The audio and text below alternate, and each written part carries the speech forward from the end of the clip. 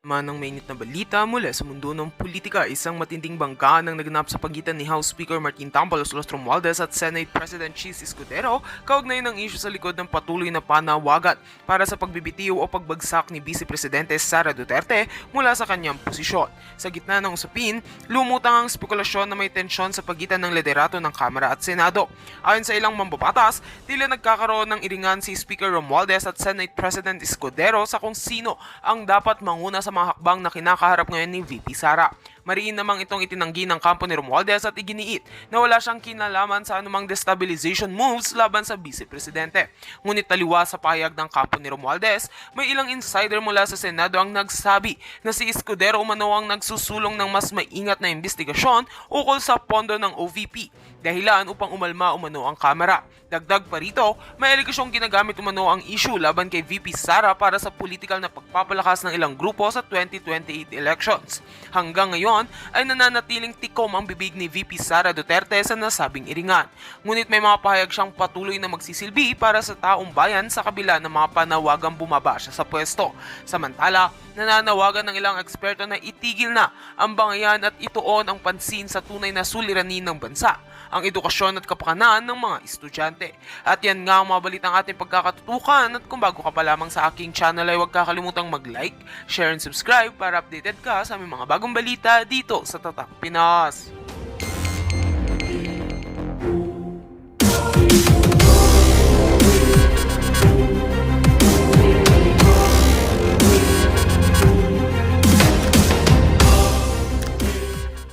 Join sa alyansa, di ba? Sa alyansa ng mga malalansa, mga kababayan ay nakipag-meet and greet sa ating kabilang bakod. Okay? So bakit kamo? Ayon sa minutes of meeting, o di ba? May mga ganun dramatization. Minutes of meeting, babae at lalaki to ha. Etong isang senador na ito, sabi na natin si Ping Lacson. Oh. Di ba? Sabi na natin yung pangalan, si Ping Lacson tsaka si Pia Cayetano, di ba? Go. Ano pa naman, wala namang preno nga bells natin. Ako, baka gurgurin. Well, maganda na kayo, siguro ready naman kayo, no? Ito ay according sa ating source, well, si Ping Lacson naman ay very very vocal siya na tawag dito na ayaw yung, di ba nag-mention siya na pinaka-corrupt yung national budget. May mga ganong pronouncement si Ping Lacson. So ayon, ay Ping, sagutin mo to, Senator Ping Lacson.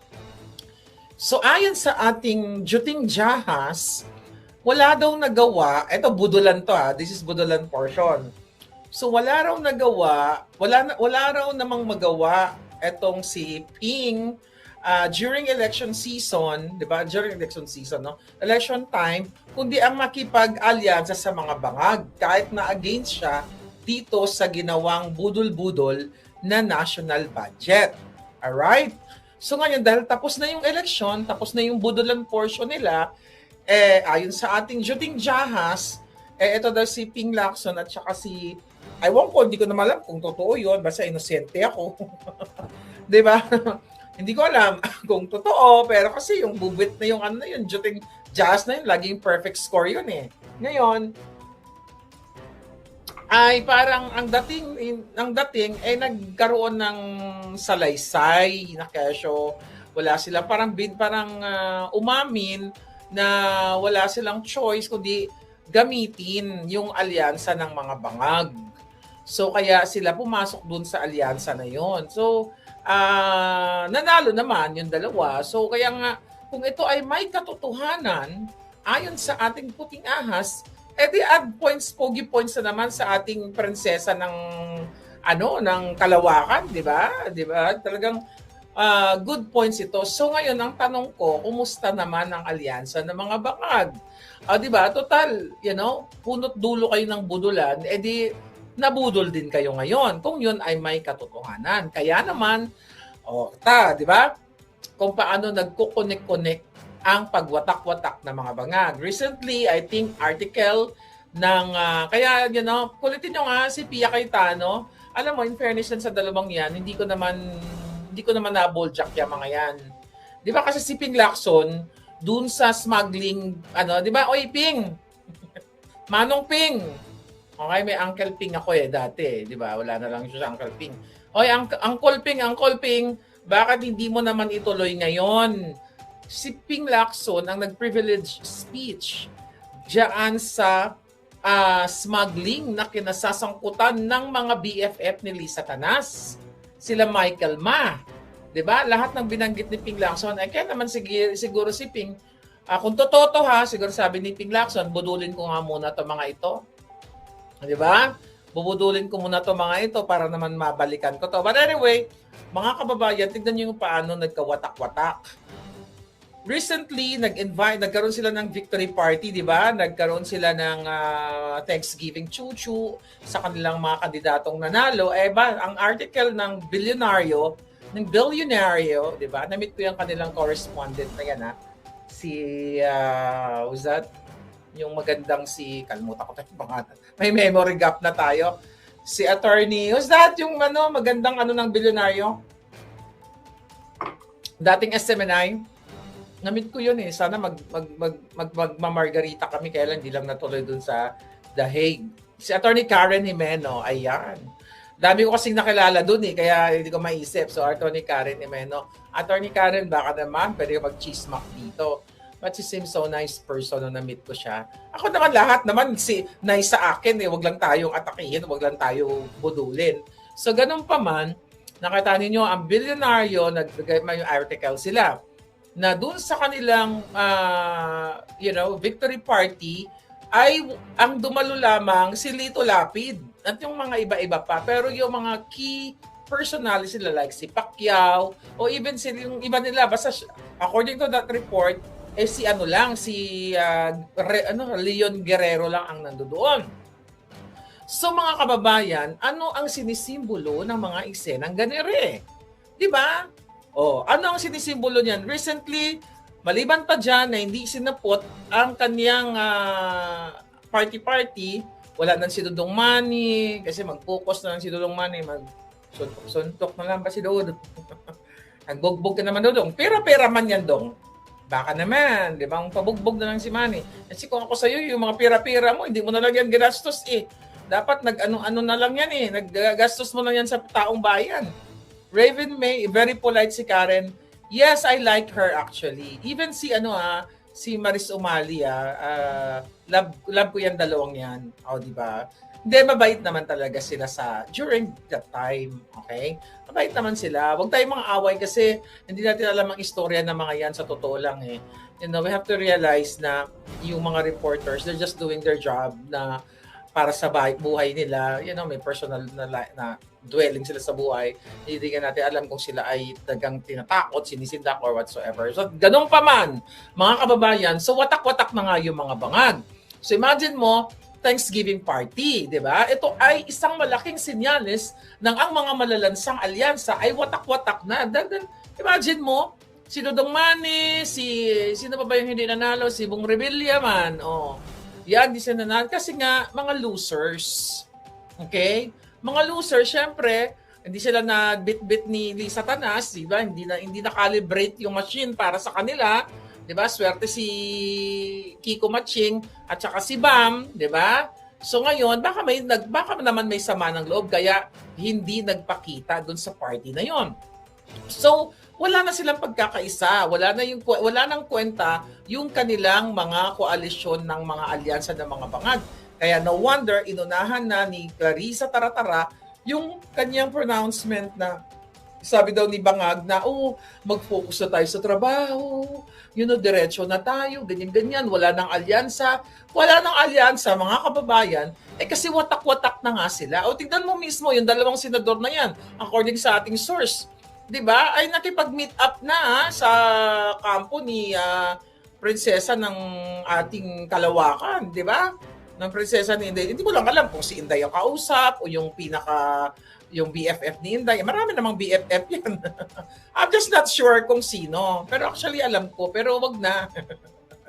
Wag na, baka ma-pinpoint pa, 'di ba? Baka magurgur pa yung yung ating palangginging doon.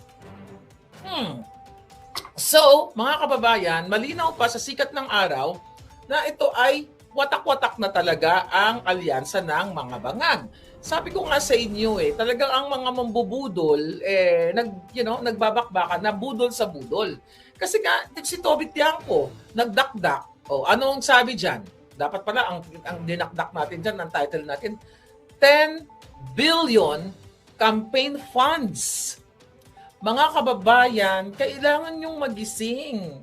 Ayoko na, sumisigaw na lang ako everyday ng buhay ko. Simula ako nagbablog. Ganun na lang ang bunganga. Jutang, ganun na lang ko. Napapagod din ako sa kangangal. Pero ngayon, kasi, it's very special day. So, kaya naman cool na cool lang ako. Ngayon, mga kababayan, cool na cool. Mamaya, galit na naman. So, 10 billion, according sa ibinulgar, diba? According sa report, 10 billion ang ipinondo diyan sa alyansa ng mga bangag at tinipid di umano ni Toby Tiangco yung mga pondo sa iba't ibang bahagi, especially ng Mindanao. Sa BARM, di ba? According sa report, walang nanalo na alyansa ng mga bangag doon. Ngayon, tigo 1 million lang daw binigay doon sa mga barangay captain ba or kung sino man yon. So, kaya nga kina-question nila, nagbubugbugan, naggaganyan sila ngayon. Kaya yan ang gusto natin. Mag-boxing-boxing man ba? Di ba? Hindi lang si Dodong man Dodong, mag-boxing-boxing mo. So, pero ito seryoso. Mga kababayan, ito yung malungkot na katotohanan na hindi ko nga alam sa inyo na parang okay lang ba sa inyo? Yung pinag-usapan namin ni Attorney Glenn Chong kanina, yung election natin, election sa Pilipinas, sa bansang pinakamamahal natin, di ba? Ang lupang tinubuan. We spend 40 billion pesos. Sa election pa lang yan, na magkakaroon lang ng dayaan, discrepancy at kung ano-ano pa. Wala pa tong 10 billion na ito na ginastos ng alyansa based on that report para sila maipanalo nila yung 12 nilang kandidato. Ngayon, siyempre, hindi naman uubra yun. Dahil hindi naman tayo maniniwala na mananalo yung kanilang 12 candidates, di ba? O kung ilan man yung kandidato na gusto nila kasi kaduda-duda, hindi mag-aalsa ang balat sa tinalupan, di ba, pag nangyari yon. So, going back to that Tiangco issue, ang gusto ko sabihin sa inyo, kausapin ko kayo puso sa puso, alindog sa alindog. Alindog sa alindog, puso sa puso. Ito, seryoso. Pababayaan nyo na lang ba na ang gobyerno ni Marcos Jr. ng Bangag, imagine niyo, ang dami nyo, ang PhilHealth ayaw budgetan. Zero budget. Ang PhilHealth ay para sa kalusugan ng bawat mamamayang Pilipino. Zero budget. Pero ang campaign ng alyansa ng mga bangag, pinondohan ng 10 billion pesos.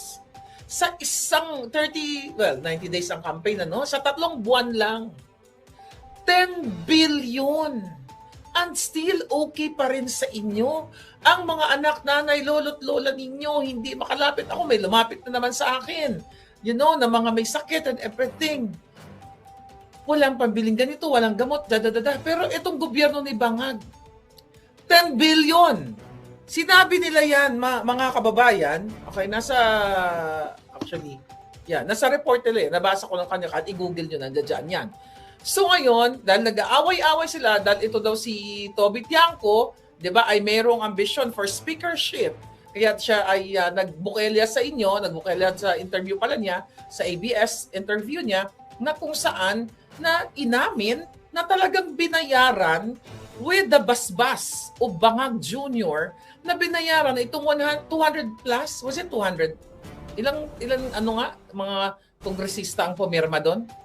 Anyway, para i-impeach si Day Sara, inamin mismo na sinuhulan nila. Sinabi mismo ni Inday, 1.5 cash, 6 million plus yung conditional release na kapag ikaw ay pumirma, mayroon kang additional, ayuda, gamit yung mga AKAP chuchu na yan, at pinaliwanag na nga ng ating abogadong Vice President Sara na hindi trabaho ng kongresista yung mga pagbibigay ng mga ayuda na yan, o wala silang dapat power o hawakan yung pera, 'di ba, ninyo para mamigay ng ayuda. Ang trabaho nila, mag-amend, magpalangkas ng batas, gumawa ng batas, ganyan-ganyan. So ngayon lumabas na nga sa bunganga nitong Toby Tiangco na ginasusan talaga nila at ito ay basbas ni Bangag para i-impeach ang ating Inday Sara Duterte. Hindi, this is, fake news na naman to. Hindi magjugjugan silang dalawa? Di ba? Inamin na nila. Kaya nga ngayon mga kababayan, ang nakikita natin dyan, talagang, baka magkaroon talaga ng dugo-dugo, magdugo-dugo, magligo-ligo sila dyan, di ba? Magdugo-ligo, ito mismo sila. Maganda yun. Habang pinapanood natin sila na nagbo-boxing, di ba kabog, sige lang. At habang lumalakas ang ating prinsesa ng Kalawakan, 'di ba? At talagang lumalaban sa kanila ng harap-harapan at sinasabi nga nito ni prinsesa ng Kalawakan, kailangan, excited na siya. I mean, excited ba sinabi niya? Gusto niya na talaga magkaroon ng dugo-ligo na labanan diyan sa impeachment na 'yan. At with that, mailabas na kung ano man yung ebidensya niya, hindi mo alam, baka biglang magulat na lang tayo, meron palang touchscreen na, invisible na. Ito yung mga chika boom. May dala pala si Inday na napakalaking touchscreen na, press the button. Gaganon, pipindutin mo na lang yung button, nandoon na lahat ng ebidensya. Kaya ngayon, naaalarma sila. Kaya, mga kababayan, makikita mo na lahat sila, actually, itong mga alyansa ng mga bangag, na yung mga akala nila magkakampi sila, nakikita mo na wala silang loyalty sa isa't isa. Bakit naman sila magkaroon ng loyalty? Mismo yung Bangag Jr. walang loyalty sa kaibigan niya na si Inday Sara na kung saan ang nagpanalo sa reason kung bakit siya nanalo at wala siyang loyalty sa taong bayan. May loyalty ba si Bangag? Sige nga. Ngayon, anong gagawin nila? Dahil ang sinasabi dito sa news, nag-abala daw, kumbaga ang pinagdunan doon ng pansin ni Toby Tiangco ay yung i-maintain o manatili yang si Escudero, 'di ba? Diyan sa leadership niya sa Senate or hanggang 2028 pa. So imbis daw sinisisi siya ngayon. Kaya daw sila natalo itong mga alyansa ng mga bangag because of Toby Tiangco. Dahil una tinipid yung budget, I think pinagpapaliwanag pa siya kung saan napunta yung 10 billion something na pinondo ng bangag diyan. Well, it's not bangag's money, it's your money, darling. So ngayon, mga kababayan, dahil mga talunan itong mga ito at nakita ninyo yung protest vote at ipinakita ninyo na ang mga Duterte ay may alindog pa talaga. Hindi lang asim, kundi talagang maalindog pa ang mga Duterte dahil nakita nyo majority dito sa dito sa mga OFW ay talagang alam nyo kayo mga palangga ko mga OFW, kayo talaga kayo ay mga modelo. Okay, modelo ng pagiging Gabriela silang. Gusto nyo makita? Okay, tignan natin kung bakit kayo modelo. Dahil dyan sa pinag-uusapan natin, okay, may mga bangag ba ngayon? Okay? Sabi ni Raven, may sayang yung taxpayer. Okay. Dahil kayong mga palangging-ging na OFW, I'll see you guys. Hope to see you very soon. Makapag-ikot-ikot na lang tayo. Ipinakita nyo yung protest vote. Ipinanalo nyo ang Duterte 10 sa majority mga bansa, Japan, Hong Kong, Saudi ba? Hindi ko alam na kita yung iba. Pero majority, mga kababayan, nakita ngayon ng alyansa ng mga bangag na wala na talaga silang spark, wala na talagang tiwala ang taong bayan sa kanila. Now, dahil ang mga Duterte ngayon, sabi ko nga sa inyo, isang kalahating taon na lang, maghahanda na naman tayo sa susunod na naman na eleksyon. Kaya nga sabi ko, kung hindi natin lalabanan, itong pandaraya nila, dadayain nila si Inday Sara. Eto nga, galing to. Nag-meeting sila kanina. Anong na ngayon dyan? 90 na. Pakita natin sa inyo at i-analyze natin to. Okay, mga hitad. Are you ready, mga OFW ko palangging? Ayan, hindi pa to nakalabas siguro. Ano yan? Na naman ang pinakita ni Madam. Okay, ni Madam Harley Canyo. Madam. Okay, ngayon, pakita ko sa inyo yan. Yang papeles na yan, invitation, serbisyo, karaban, chuchu-chuchu. Okay? Nakita nyo, ito ay bagong what? Bagong dramatization 101. Ito ng, ang kanilang OFW, serbisyo karaban, caravan ng bagong bayani ng mundo. Ayan, binokelya na natin sa inyo. Basahin ko. Sabi dito, ayan na, logo ng Department of Migrant Workers, DMWD. Ayan, Arnel Ignacio, baka gusto mo magsalita. Okay, bokelya mo na ang nalalaman mo kasi tinutugis ka nila ngayon. Sabi dito, we think we think PRC's active participation in the interagency meetings of the Bagong Bayani ng Mundo. Bagong Bayani daw kayo mga itad. OFW Serbisyo Caravan. This whole government one-stop shop event aims to bring closer visit social protection services and programs to our overseas Filipino workers. May 15 ang date niya na, May 15. Following the agreements reached during a series of meetings, nagulat na naman siguro sila, ba't napunta na naman ito kay Inday Marlican nyo. With the partner agencies, we are pleased to inform you of the following schedules of the Serbisyo Caravan for your reference. O mga taga Hong Kong, June 8, andyan daw si Bangag.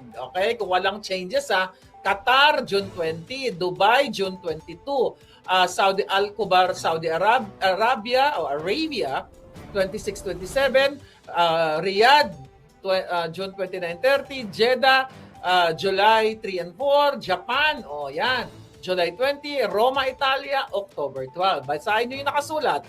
Meet and greet of Filipino community, Philcom with President Ferdinand Bangag Jr. on July 23. 23 daw siya. 23 si Bangag, July 23, 2025. In this regard, may we invite you to take part in these important events as we collectively work to support and uplift our bagong bayani ng mundo. Huwag natin basahin yung huli. Kadyutahan lang yan. Okay, now, ano ibig sabihin yan? Sige nga, kayo nga magpaliwanag. Okay? Bago ako magpaliwanag, okay, huwag niyong siputin, sabi ni Victoria. Okay, ano ang paliwanag yan ng ating puting ahas na nasa loob mismo ng meeting? Huwag niyong gurgurin. Sa bagay, yung puting ahas natin, invisible yun eh. So, mag-around the world na naman si Bangag. Okay, di ba? Tama, mag-around the world na naman siya, mga kababayan. So, ano ang inyong pakiramdam dyan? So, mag-around the world si Bangag Jr., at ngayon ay pupuntahan, iikot, di ba? Nakita nyo. Pero ayon sa ating mga palangga, okay? Ito ay inuumpisahan na nila. That's for 2028. Okay? Gagamitin ang ahensya ng gobyerno, ang DMWD, para kunyari makikipagkita sa inyo, pero kumukuha ngayon pa lang ng suporta kasi nga sukang-suka na kayo sa alyansa ng mga bangag. Meet and greet with Filipino community, chuchu-chucho. Yan po ay isang katanungan sa inyo ngayon na OFW na sinasabi yan, yung Serbisyo Caravan, chuchu-chucho na yan, bagong bayani ng mundo, mga kababayan, ito ay what? Ang Serbisyo Caravan na ito, yan ay pagpapanggap lamang. Politika yan, optics yan ng mga bangag. Di ba? Yan ay talagang bubudulin na naman kayo sa darating na 2028 kasi narinig ni Bangag na si Inday Sara nagsabi na, di ba? Remember Inday Sara nagsalita na pupunta siya, I don't know kung patutuloy siya, pupunta siya ng Dahig, babalik siya, mag-celebrate siya ng birthday niya. Tapos may mga nilatag din si Inday Sara na mga schedule by June, nasa ganito ako, nasa ganyan ako na, you know, alam nyo yan, di ba? May ganyan. So ngayon, napag-alaman ko yung nasa loob mismo ng meeting ayan nasabihin na naman ng mga bangag yan, fake news na naman yan.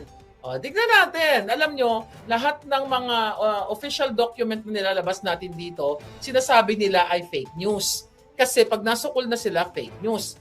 Ngayon, ito ang gusto kong sabihin sa inyo. Political optics. Mga optic yan. Mga drama-rama yan ng mga yan. Pakitang gilas, kunyari, concern sila sa mga OFW. Ngayon, titignan natin. Number 1. Pera ng bayan ang gagastusin ni Marcos Jr.